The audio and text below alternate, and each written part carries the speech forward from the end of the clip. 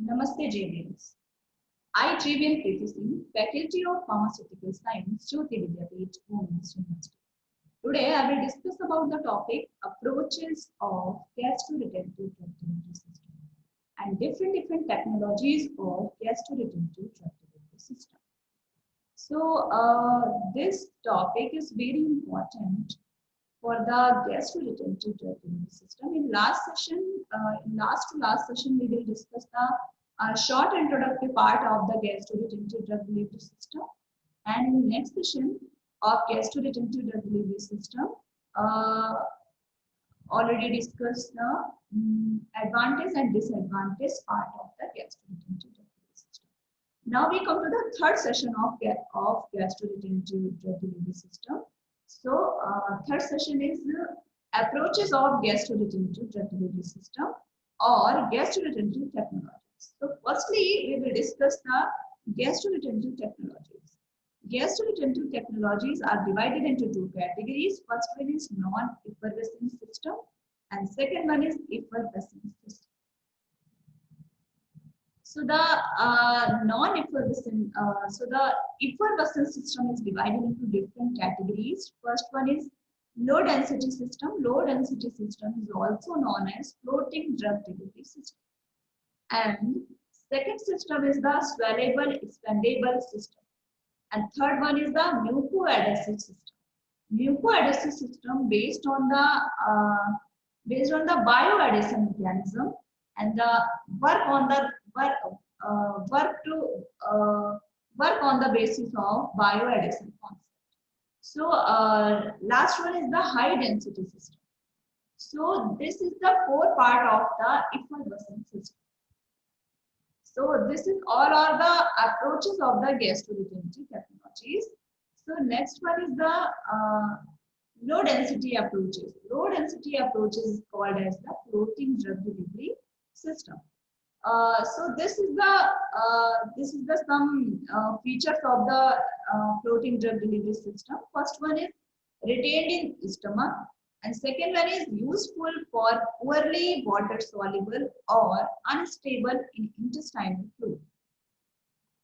So the bulk density less than gastric fluid, so remain beyond in the stomach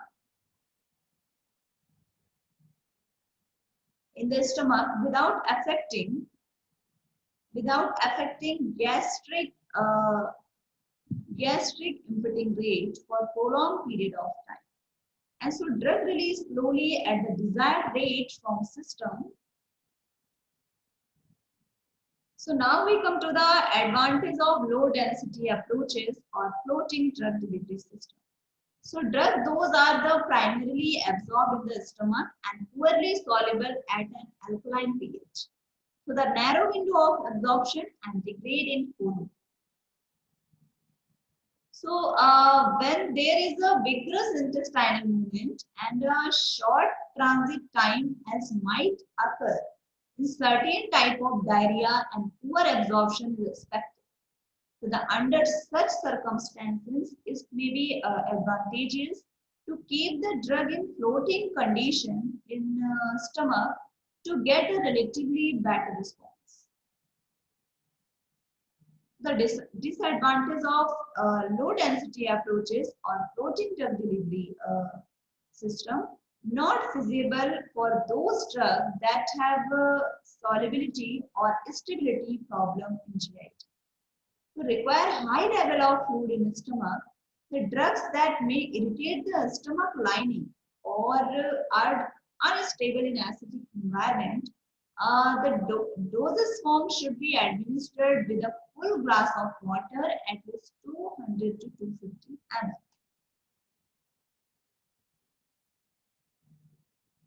So the swallowable system.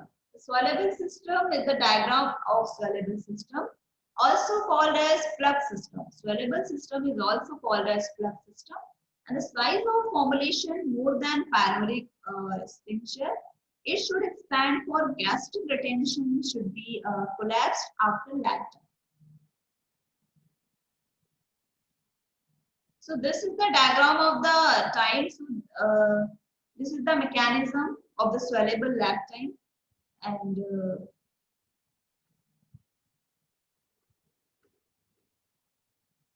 next one is the picture of the tablet in dry and wetted state. Tablet in dry and wetted state.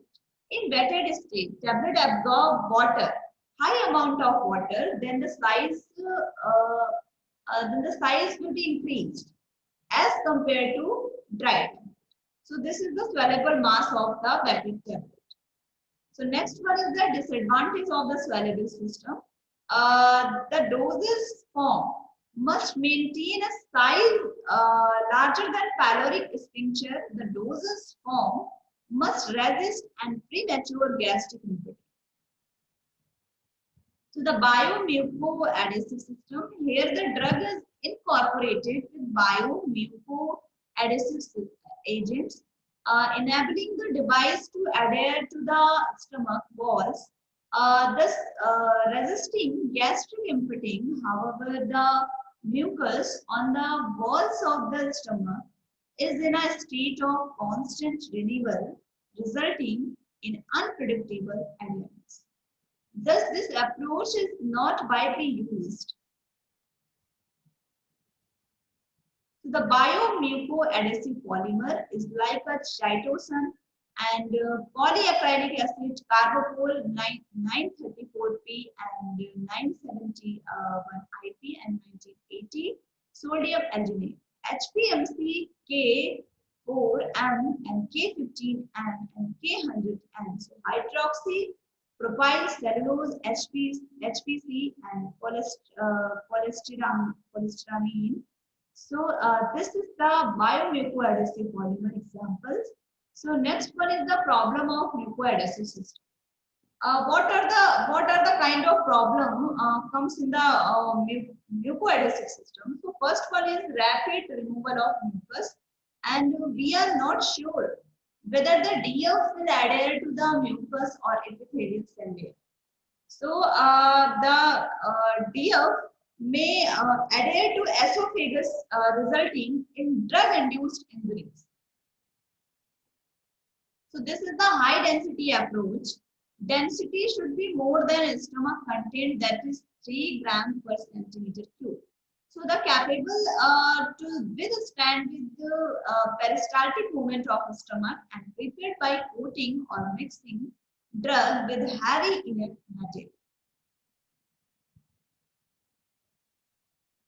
So the diluents such as the barium sulfate density is equal to 4.9 and zinc oxide, titanium dioxide, iron powder must be used to manufacture such high density formulations. So the problem with high density approach, higher amount of drug required, the doses formed must stand with peristaltic movement of the stomach.